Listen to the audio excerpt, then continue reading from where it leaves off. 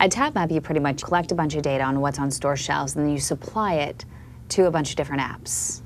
Correct, yeah. So we're a kind of a data aggregation company. It's an open platform, and we work with large retail chains. So Walmart, Target, all the big guys. all the big guys and small mom and pops as well. It helps the small ones compete, I would imagine. Completely, yeah. In the past, these smaller retailers would have to do traditional advertising. That have to push their special offers out on coupons, on special ads, or on TV or radio.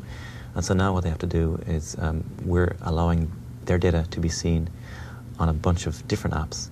So we take a feed of data from them and we push it out onto a huge number of mobile app platforms. I would imagine with all of this data, and I think with a lot of other companies that are dealing with as much data as you are, one of the advantages that you have is that you're able to see trends that no one else is seeing. Exactly. When you look at these trends on a mobile device, we can capture real-time data.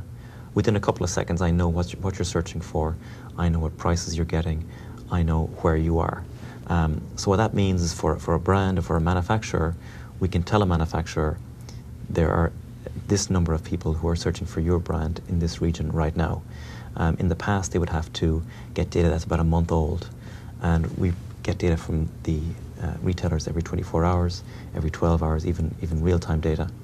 If a brand decides to put an ad on the television or on the radio, we can get that data and we can see a correlation to what people are searching for right now on mobile devices. What's the best way to present this data? Do you have a map? Do they want to see an Excel spreadsheet? How do you present the data? We do it in very different ways.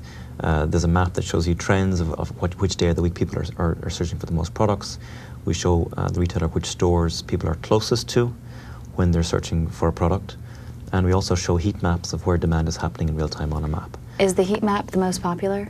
It is right now. And I think what retailers are asking us is they're saying we want to make decisions based on this data. Right. So we give them a map, we can show them where things are happening, and we make recommendations. We recommend that certain products are sold in certain stores, so they don't have to do much thinking, because sometimes a lot of companies give them a lot of data, whether it's in a map or whether it's in a sheet or whether it's in a really nice graph, but still they want to know what should I be doing with this data, and that's what we want to do. We want to make it easy for them. Oh, so ultimately, so it used to be that you would just hand them off the data, then they would internally figure out what to do. Now they want other people, they want to outsource the figuring out. The figuring out, wow. Yeah. So for example, we can tell a retailer if they're selling, let's say, health and beauty products, we can tell them what people are searching for in that region, and we can recommend, for example, you should be selling this type of cream or this type of makeup in your stores in this region because people are searching for these types of products in this region.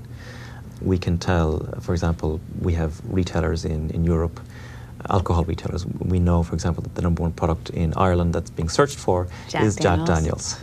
For whatever reason, people are searching for Jack Daniels.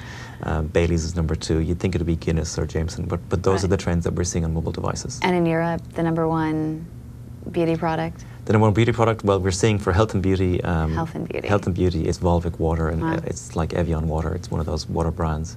That's odd. And then in terms of the convenience side, we're seeing Coke as the #1 thing that's being searched for. We think that's a factor of young people who are using these apps, who want to find out if they can buy a can of Coke. Coke is also very, very portable, and people want to scan a barcode. It's probably the first thing at hand is a can of Coke. There's lots of those examples. But what we're finding is that this is becoming more and more useful for brands and for retailers. As mobile shopping grows, people are going to be using their smartphones to do more and more searches for products and for brands, and we think we're in the right place.